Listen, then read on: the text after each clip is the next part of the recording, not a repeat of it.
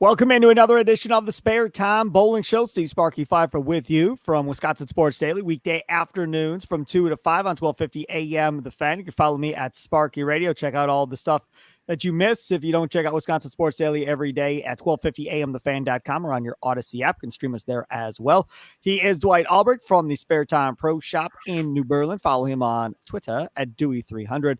And there he is, Phil Brylow. Follow him at Brew City Bowling. $2 Phil, of course. Every time you check out the PBA YouTube channel, everything behind the scenes and so forth, that's all your boy Phil Brylow over there. PBA playoffs now in the books, and Cinderella ran off with the shoe and didn't come back as Bud Kroll wins this thing. And it was highly, highly entertaining, to say the very least, and sometimes not as good as others. But either way, it was something different. First things first, I don't know if I liked the whole Kyle Troop sitting behind the guys after he got eliminated, watching Jesper there in the championship match. I mean, it's good because Kyle Troop's sitting there in the stands. That's good. And Guppy was sitting there next to him, and Jesper's girlfriend was sitting there. Yep. Didn't smile the whole show. So she was sitting there. And then Tom Clark obviously was there as well, and Norm Duke was there. So you had a star-studded backdrop, obviously, while you were watching. I don't know. I feel like it was distracting, maybe, having Kyle Troop sitting back there, because I kind of felt myself kind of watching to see what Kyle Troop was doing one way or the other. And then at one point, he gave the big smile to the TV camera, and our boy John Fanta loved that. So that was good. Oh, yeah, I got a comment on Fanta. Yeah. Oh, I have lots of comments on Fanta and, okay. And Peterson after this show. Don't you worry. I got stuff. Okay. But having said that, did you guys like Troop back there? Would you like any PBA bowler after they lose sitting back there in the front row? Because I don't know if I remember another time where that happened. Yeah, I don't think it didn't bother me. And I think the main reason why is because they highly publicized that Troop and Swenson are doubles partners and best friends. And right, I know. Yep. They love each other and the whole type of deal. So I think he was just there for support. So it didn't bother me at all. Phil? Yeah, usually you see the guys offset once they're done. I mean, go back to the beginning of playoffs. All the guys were there watching Smallwood. They were going to mob him if he had 300 during the playoffs. Right, but they're not. But that's the point, though. They're not in line of the camera, and you're not. Right. Your eyes aren't going towards them while the match is going. Yeah, yeah, and during the WSOB, there were players in the crowd. You just didn't know who they were. Unless you follow the tour regularly, you didn't know who they were watching them out there. So for me, it wasn't a big deal. Every once in a while you'll see a player or two in the crowd that is following their buddy, and they want a good seat front and center. So I have no issue with it. I remember, I think one of the shows, Phil, from Detroit, wasn't David Kroll like in the corner also? There was the first show with Packy and or BJ Moore. Packy was in the crowd, getting the crowd all fired up and going, "Hey, BJ," and the same thing the next night when Packy was on, when BJ, so it happens more often than a lot of people think. A lot of times they're just barely on the set, like where Packy and BJ were. The camera would have turned a little hard to get them. Yeah, but they're there. Yeah, I think the Dave Kroll sighting was for the Elite League. And I'm just thinking to myself, after now he won the playoffs, you got to think he's going to be like one of the top picks for next year's PBA Elite League. Well, next year you're pretty much going to have to be one of the 55. You're either going to have to be, one of the guys that was in the top 43 already for the season, and then the 12 coming out of tour trials. So I think it's going to be very rare for somebody to see an Arturo Quintero happen again for Portland, something of that nature, or Frank Snodgrass. That was bowling as well, that were guys that were in the PTQ every week. So you're not going to see that in league next year with the way the league is going to be set up. Okay. So there's going to definitely be some changes next year for league. It's be interesting to see what the schedule is going to be like for the PBA league as well, as far as if they go back to doing what they did this year, which is they extend the season and kind of partner up with the PBA tour, or do they go back to just having it just be in bowling heaven and that being it just in the month of September, or do they move that out of September? That also is something that I'm anxious to see how that plays out too. Yeah. Bill O'Neill had a hell of a season, Dwight. At the end of the day, it doesn't come up the way he wants. He's not able to finish, win the championship, all that stuff. But still a heck of a season, even though it didn't work out. I guess looking at the 4, he wasn't. I don't want to say this bad. He wasn't one of my favorites to win it. But I was surprised by Kroll winning it also. I think we all took Swenson to win it, and he almost did. It was either probably going to be Swenson or Troop, and they played each other in the semis, so one of them had to go. But O'Neill just started off with wrong ball choice on the left lane. Then left switched lane killed everybody the entire time they were there. But he had a great year, and there's a lot of fans that love Bill, the real deal O'Neill. Just a classic style game. And got to remember, one of the few guys that uses his thumb and has made an impact on this year. And just, Bill said it himself on social media once it was done. He was happy with the year except for TV. He just did not perform under the lights. He did opening up the season, and after that, it was like, it seemed like everything was, he'd make a show and everything was trying to play catch up. He'd immediately, it seems like he would almost fall behind it. If he fell behind in the match, he never made it back up.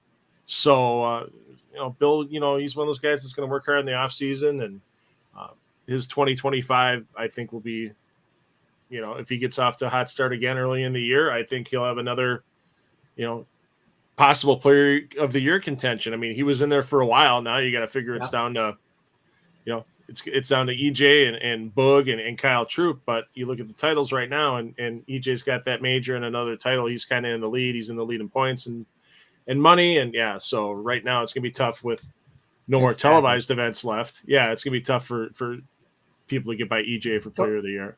I was going to say, don't you think EJ's a lock? I don't think he's a lock.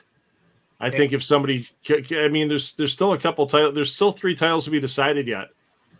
You've got the Lucy doubles. You've got the Striking Against Breast Cancer mixed doubles. And then right after that, you've got the trios with the PBA 50 guys in Jonesboro. And then in September, you've got the Lucky Larson So, if somebody, if Kyle goes over to, and Kyle's going to go over there, obviously. Some guys like EJ might not choose to go over. If somebody like Kyle goes over there and takes another PBA title, well, hold on. Now he's got 3 on the year to EJ's 2. That's going to change the voting up. So I wouldn't say he's a lock yet, but EJ's had great success at the Lucy. He's won with a couple of different partners at the Lucy. And, once those rosters come out, I wouldn't, if EJ wanted to bowl with his wife, Natalie, she's a quality player too. I wouldn't count them out of it as good as EJ is down there in Houston. So. All right. So a couple of things. One, voting should happen now. We should not extend this through all this other crap that happens after the season's over on TV. Like, the voting should be from when you start TV to the TV time is over, which is now with the PBA playoffs. Once the playoffs are done, then you vote for player of the year. You can still win your titles and do whatever. It just doesn't count for player of the year. This is the off season where you have the ability to win a couple of titles, but it's not going to count for the TV portion. That's where it should be decided. And EJ Tackett should be the unanimous player of the year, and that should be the end of it. Obviously, the story of the year is Kroll. It's Boog. That's the story. And there's no arguing that. Now, Kroll beats Bill O'Neill 243 to 202 in that first semi. The second semifinal is Jesper Svensson against Kyle Troop. And again, this is one of those deals, yet again, where you have guys struggling on one lane and causing yourself issues. Svensson thought he had it figured out when they went to that championship match with him and Kroll, and it backfired because he didn't have it figured out as much as he had thought he had it figured out. Talk about Kyle Troop, because they talked on the broadcast about how he felt like he was kind of locked in more, and then the focus was even higher on TV this year than maybe in the past for Kyle Troop. Dwight. Absolutely. I keep seeing it, Sparky. Every time he's on TV, he's just absolutely so intense and so focused. So it was actually nice to see him sit next to his dad. And when the camera did come on him, give the camera a nice smile, because he's just, you thought I bowled psycho? Well, you always would give me crap about my. Not a thought. You do. That is fact. That is fact, Dwight. Go ahead.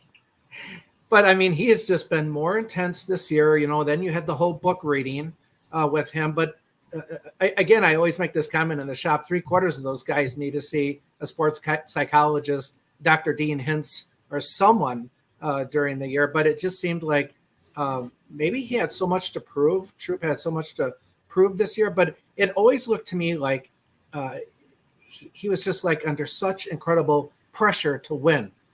this year.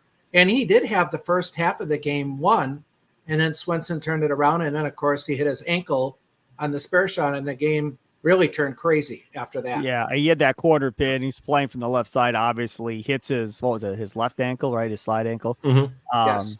And you could see him go, ouch. And then they replayed it like 5 times to slow it down to show you hitting his ankle. That doesn't really happen on the PBA tour that much. My 8-year-old hits his leg all the time trying to throw the ball. So that's not something new for me watching my 8-year-old. But from a professional standpoint, you rarely ever see that happen, Phil. I don't think I saw a player during the entire World Series of bowling chunk one off the ankle. I mean, that all those games, all those bowlers, and I, got to see a lot of it running around back and forth. And I don't remember a ball hitting the gutter, off an ankle or anything like that. Dwight mentioned the focus. I just wonder if maybe towards the later part of that game, he just kind of over-focused and just kind of messed his timing up a bit because, it didn't look like his slide was anything out of the ordinary. And he was just trying to make sure he kept that ball on target line and kept it too close to his ankle. I mean, you can be over-focused. And players talk about that over time. They get over-amped, over-focused, and I think that's probably what it got down to. Kyle heard the footsteps. He saw Jesper was kicking sevens. He wasn't out earlier. And, I got to make this spare. Whoops. And then, of course, it affected his balance on the next shot because I'm sure with that ankle, the ankle at a pulse of its own for the rest of the day.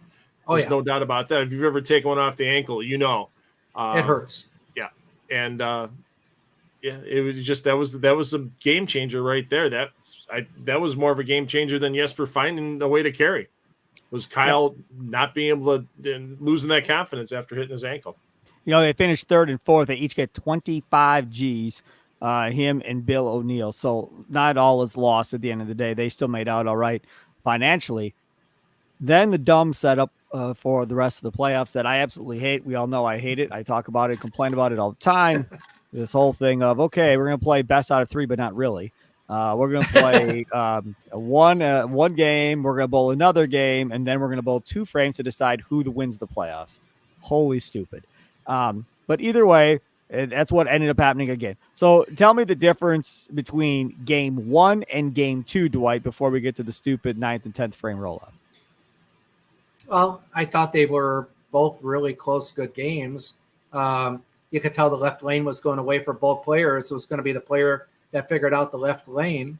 And the funny thing is they're both on opposite sides. It's not like they're both shooting on the right side, and that's why it's all jacked up. They're coming from opposite sides. The other thing that I took away from that, and we always talk about this on the show, Phil and I always talk about this, is what a difference a center makes. And again, the center that they were at in Florida had those AMF pin setters versus the pin setters that they had in Washington at Seattle. They were AMFs in Seattle. Oh, were they? There was such AMFs. a difference. Okay. There was such a difference in carry, again, between the two. One in Seattle seemed so much more livelier for pin carrying. We were back to the pocket 9 counts for Swenson. I'm like, here we go from Detroit again. The difference between a 40-year-old center and a 2-year-old center or a 5-year-old. I think that center at Angel of the Winds isn't more than 5 years old. I mean, you go anywhere, you go to a lot of places in Milwaukee. It doesn't matter if it's, what the size of the center is, the age of the center. You go to Riviera Lanes and it's old, they've had those pin decks there since the 40s, and it's tough to get messengers there. Yeah. So a lot of it's just the age, the age of the sideboards. And of course, in Florida, you're going to get all the humidity absorption into the wood, and that's just going to act like a sponge. So all of a sudden the pin doesn't get that bounce off the sideboard that they did in the Seattle area with, it's still a little humid, but it's a lot newer sideboards as well. So, well, my question for Sparky would have been, what would you like to see in a difference then in the finals be with the allowed TV time that they have? I'll tell you what I'd rather do. And if it was me for this specifically, I would have taped it and I would have ran it back on tape. And I would have made a decision of where we were going to cut out or what we had to cut out in order to make it work. Now, the problem here is that they were set up in a situation where they had to go into football. So because they had to go into football, they are obviously crunched for time as much as anything else. You saw, I don't know if Clark was looking at his phone for time or somebody was texting him during the match, but he kept looking and saying something. Now, from my perspective, I'd rather have it say, okay, we're in and out of this thing in 2 hours, one way or the other. Now, that means we cut out all the BS talk with the players and all that stuff, and we cut that out. We cut out whatever we have to cut out. And maybe you change the commercial breaks inside of that 2 hour block to be less. You know, that last championship show, commercials are going to be a little bit less and set off differently. And then if it goes 2 games and it's over, now you have that block filled, have a pre-set interview that's a sit down with Tom Clark that you do before this that you can run right there. And if you don't end up running it, put it on the PBA website on the front page. Hey, we ran out of time. We weren't able to get to this. Check out the sit down with Randy Peterson and Tom Clark about the 24 season on the PBA tour or whatever. I think that would be the way I would go, so you can have a full third game. As a person that loves to compete, that's ridiculous. Like, I bowl all season long, and my season's going to come down to 2 frames. You must be joking. That'd be like saying, there's not going to be a game 7 this year of the World Series. We're just going to play an inning, and whoever wins 1 inning, everybody gets both the bats, and then it's over, and you'll be the World Series champion. People will lose their damn minds. Are you crazy? There's no way. We're not going to have a 4-quarter Super Bowl. We're just going to play a quarter, see what happens, and then we'll name the winner at that point. Come on, man. Or how about the NBA playoffs? No NBA, no game 7. You guys both won 3. We're going to play a quarter, see who wins right here, right now. We're going to do it right here, right now. We're not going to have a whole nother full game. That is absolutely ridiculous. And I get that it's the time frame of the TV and whatever else. There has got to be a way to have that opportunity for that third game. And if it doesn't happen, fine. Then you have something pre-recorded that you air. And if it doesn't make it onto TV, then you highlight it on the PBA website page and put it there, or on the YouTube page. Yeah. Something y'all don't promote worth a damn anyhow. This is the YouTube page. All the stuff Phil does, nobody ever watches any of it because nobody knows it's there or exists. See, now you got me all pissed off. See, why'd you do that, Dwight? I was in a perfectly fine mood, and then you had to go get me all fired up. Gosh, sorry. Go ahead. Well, and here's the thing, and I used it for some of the high school events I've done around here locally, is why didn't you do in you're not a fan of the short frame, the 2-frame thing. What if they did a best of 5 match, but it was 5-frame games? Well, that's something completely different. Whatever. Right. As long as it's all the same. Right. But if you're going to change up in that final match anyway. I mean, odds are it's not going to go just 3 games. And if it does, who wouldn't have loved an extra 5 minutes or 10 minutes to talk to Boog and get to know him more after it was done? Instead, we got the, shutdown. We got to get the football.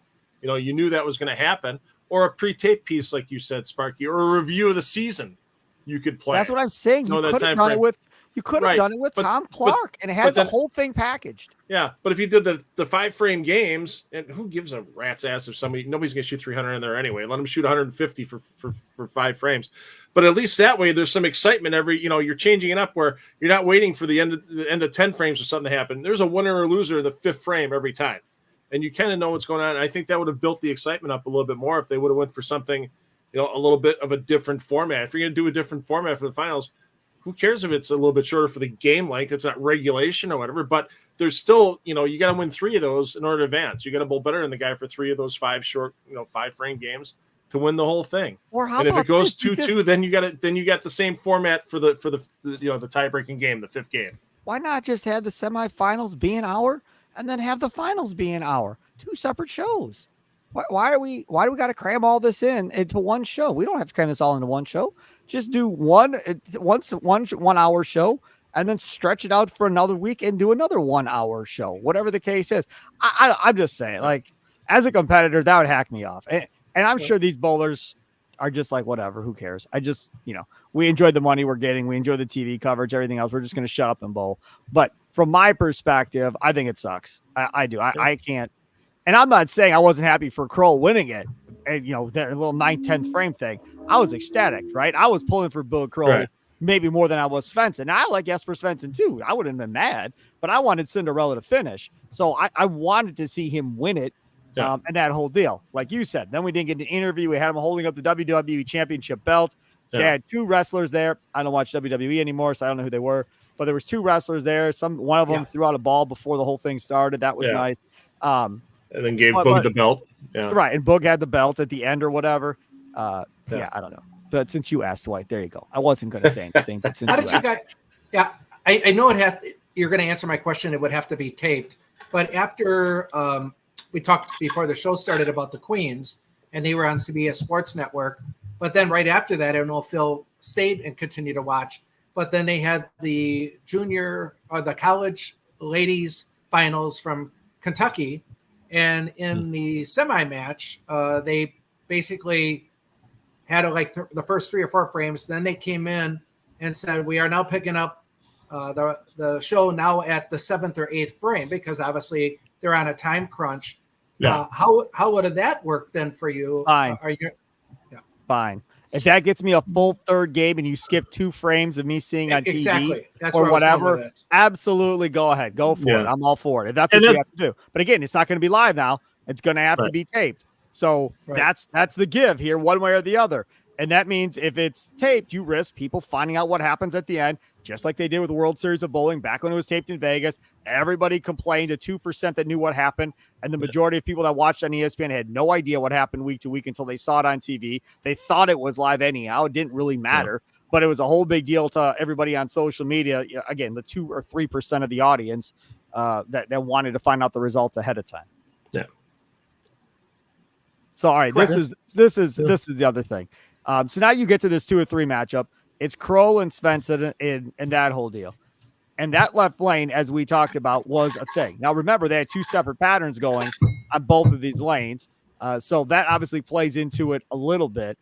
When we come to trying to make the adjustment and see what happened, I don't know what Jesper Svensson really did. He just started carrying. That's all that changed. At the end of that second game in that 10th frame, all of a sudden he carried a couple of shots that he probably shouldn't have carried, where he was light and he was getting them to mix up and do something.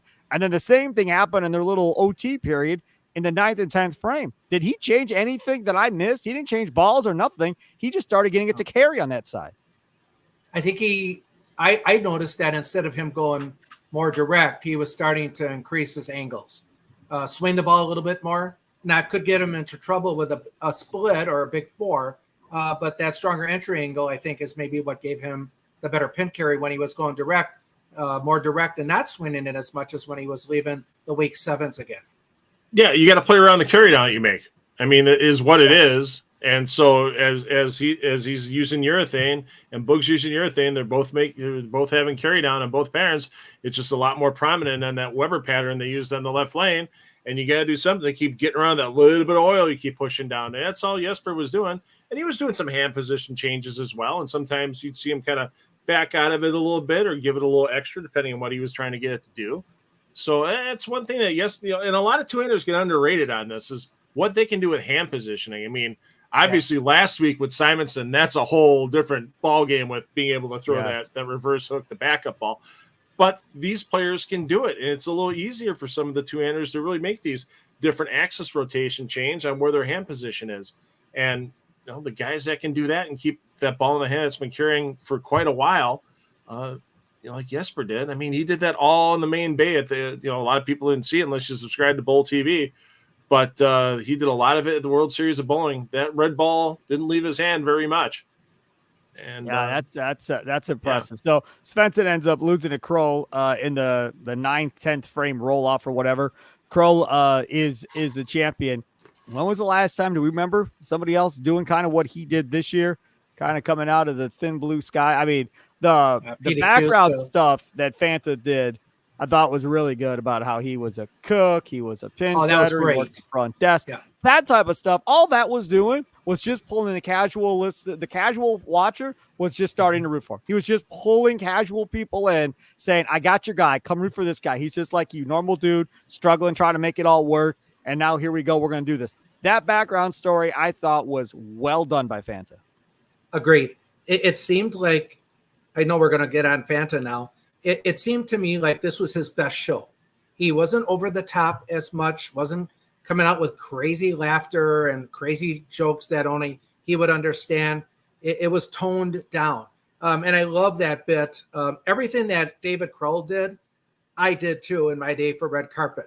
So I was a bar stocker, a houseboy, a mechanic, except the one I didn't understand, he said, is he's currently a screen machine mechanic. You've never done that. Ha, ha, ha, ha. Right. Foxview might be hiring for you though, so you might want to give it a need shot. screen machine mechanics? With the new technology out there, what are you supposed to do with screen machine mechanics? I guess that'd be a question for Stefan at Foxview. I didn't think there was supposed to be that much to him. Well, who cares? They're giving him a check for it. Don't ruin his job. Yeah. This is my thing with Fanta. I feel bad for the man. I'll be honest with you. I kind of feel bad for him at this point because poor Fanta. So, they're talking about struggling and trying to still win games. And Fanta throws out this line of, well, Randy, I'm sure, you haven't felt the best or weren't bowling the best. And, I'm sure you were still able to win from time to time or whatever. Now, in Fanta's mind, he's a basketball guy, right? So Michael Jordan's sick game, right? All these things in sports, or especially basketball, where guys are sick, guys are hobbling on an ankle and still have these big games. It happens all the time. What does Randy Peterson do? Just steps on him like a grape. No, man. You got to bowl great or you're not going to win, man. It's probably only happened once or twice. And to be honest, I was just lucky. That's all that was. I mean, come on, dude. Seriously. Just play along, man. You don't have to crush this dude every time he tries to go somewhere. And that is what consistently happened. He said, I forgot what exactly it was, but he said some other line later that set Randy up, and Randy just flat out refused to respond to it, just completely ignored him. It was silence. And then he went on to talk about the shot that literally just came off his hand. I was on my couch. I'm going, he's got no chance. I mean, he's got no chance working with Randy. It's over. And Tom Clark doesn't think it's, you should just, but man, look, he's been struggling all year trying to do this. All I'm asking is for Randy to help him a little bit. Just give him a little rope, entertain him a little bit, make him feel better about himself. If he ain't going to, damn. I'm telling you, when he did that thing, well, not feeling good, and I'm sure you've done it. And Randy came back with that answer.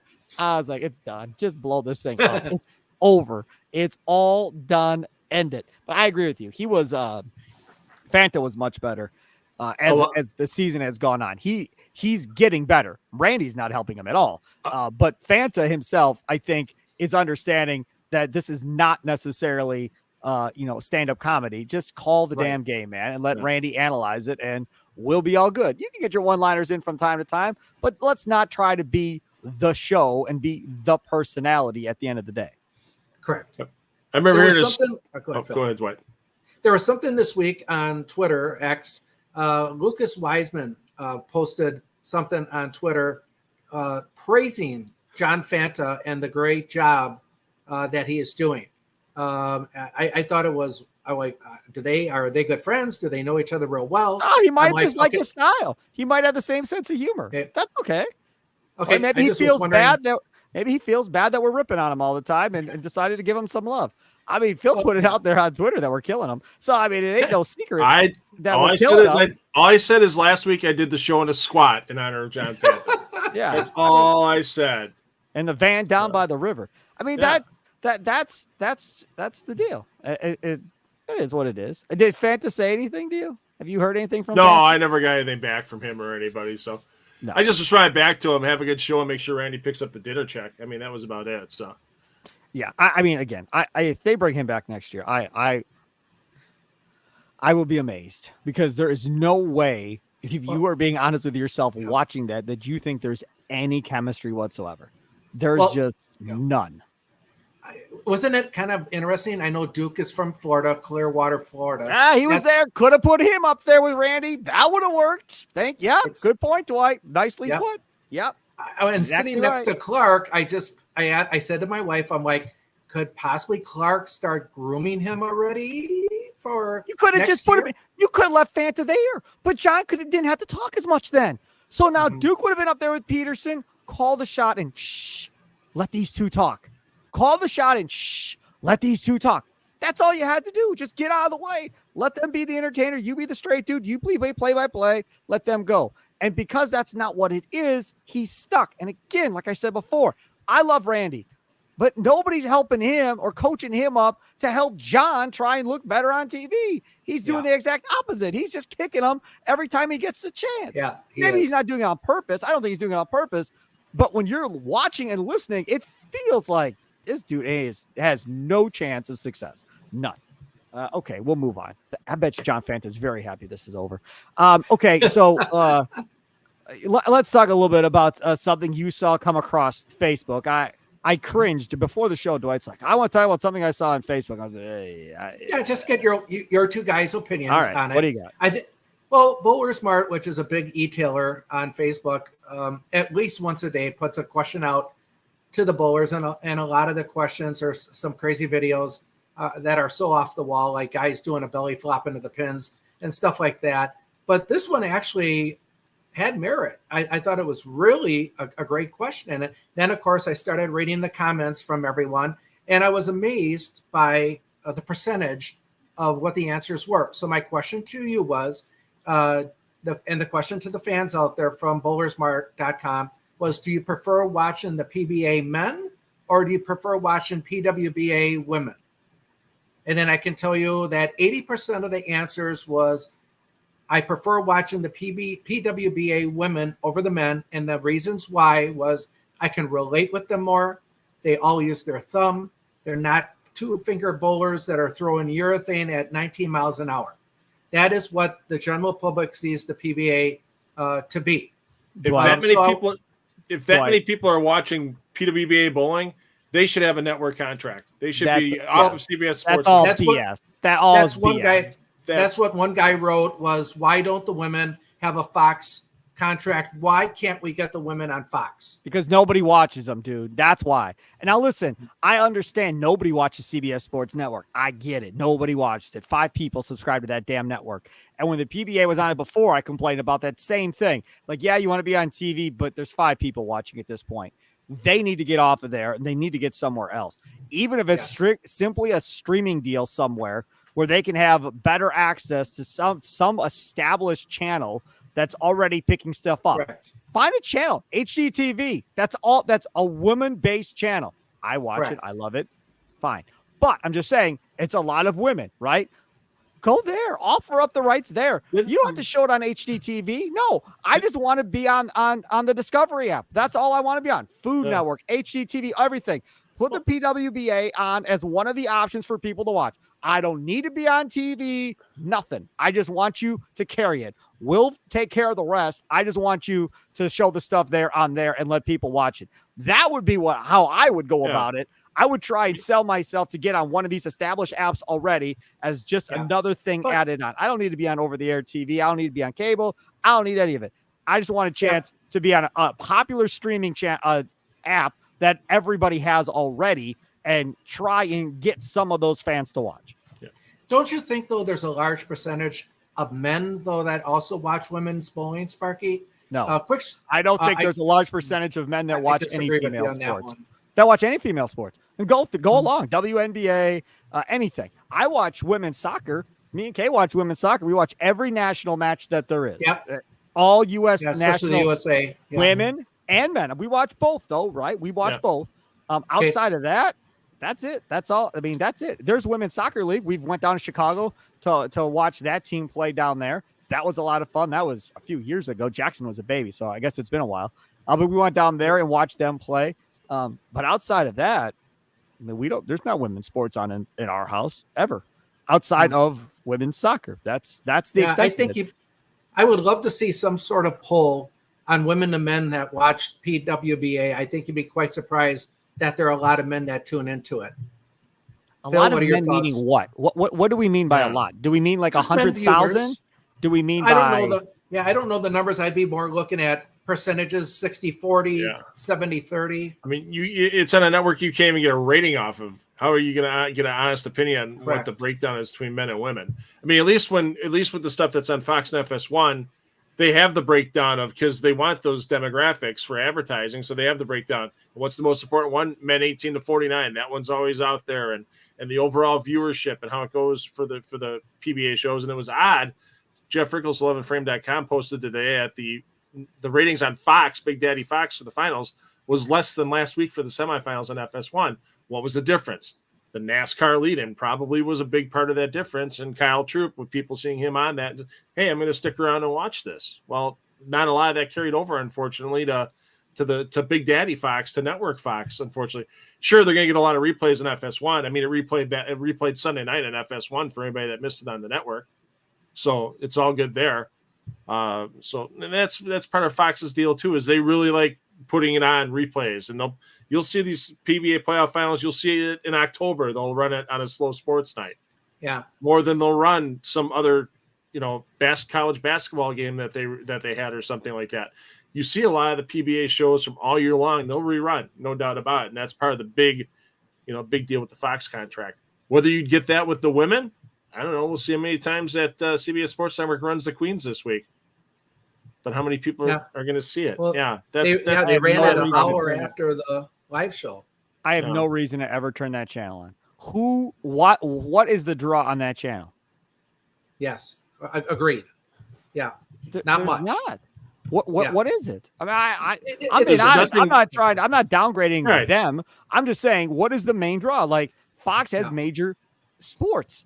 NBC now is getting the NBA, it looks like, away from TNT. That's going to give them something to go along with. And they got football, Sunday Night Football, right? They got back in the game of pro sports. They were away for a while. Now they decided, well, we were stupid. We need to get back into pro sports again. So they did. Then you look at ABC, same thing. Guess what? Guess who got Monday Night Football back on 12 on ABC again? I said 12 because we're in Milwaukee. But yeah, they got back into the game.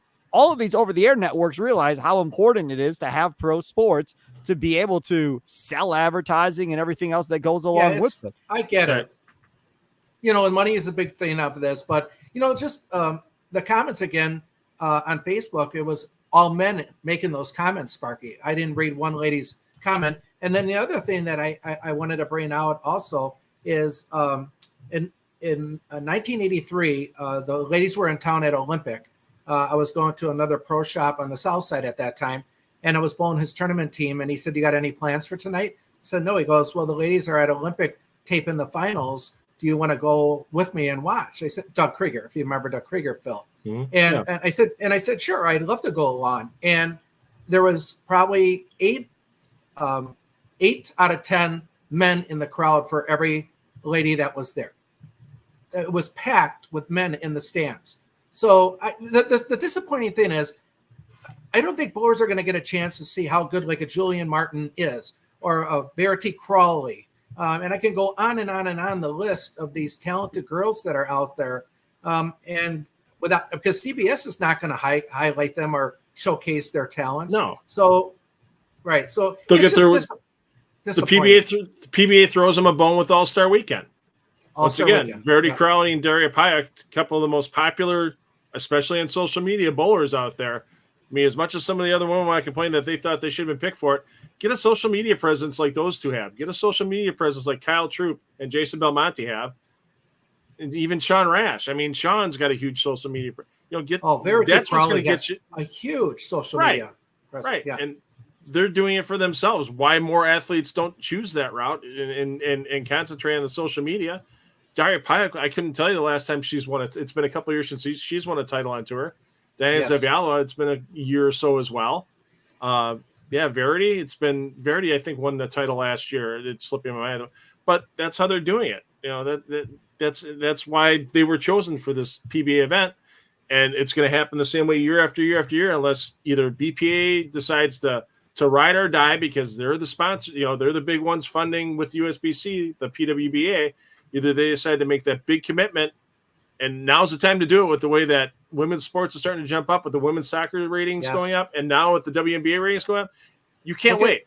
You're going to be in the dust, and you're going to be still that you're going to lose any chance. I mean, your chance might not be high now to get these huge audiences, but you can get them bigger. And now's the time, as this wave of interest in women's sports is going, somebody needs to take that jump. Otherwise, they're just going to be fourth tier sports again. Look at women's college volleyball, especially Madison. Look at women's college basketball, especially with Caitlin Clark, and how much viewership they had for that finals. So I agree, Phil. I think it's growing.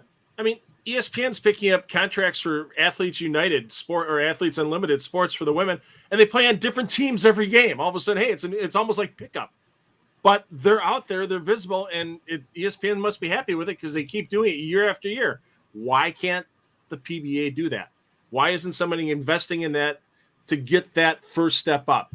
Well, sure, it might fail, but if you don't take the step, you're going to get left in the dust. I know we asked Lindsay Blumenschein that question about, I think it was, I didn't make that show because I was so sick and lost my voice, but that was one of the questions that you guys asked her was, when do the women get a PWBA contract with Fox? I don't remember exactly how she answered it, or she couldn't answer it, I think is how I think the answer was. That's out of her control. Yeah. Right. Talk to the Bowling Proprietors Association of America and USBC, because that is the ownership group for the PWBA.